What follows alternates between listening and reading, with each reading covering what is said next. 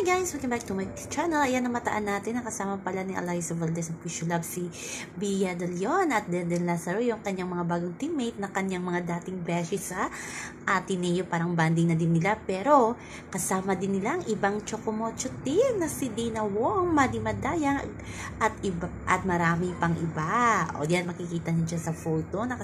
Yung karamihan sa kasama ni Eliza sa Push Love ay ang Chocomocho team. O diba? Iba talaga si Venom kahit sa ang team talaga kaibigan niya.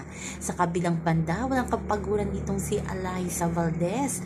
Araw-araw may ganap kahit napapagod na. Para sa mga fans, ginagawa talaga ni Venom na makapunta para mapasaya ang kanyang mga fans. O diba, nakaka-touch yan para sa mga fans ni Eliza Valdez. O diba, ito ang sinayang ni Kiefer Rabina. So yan lang po guys ang ating update. So ngayon hanggang sa muli. Bye-bye. Also remember, wag po tayo magpaka-stress. Please like, share, and subscribe my channel para ma-update kayo sa mga bagong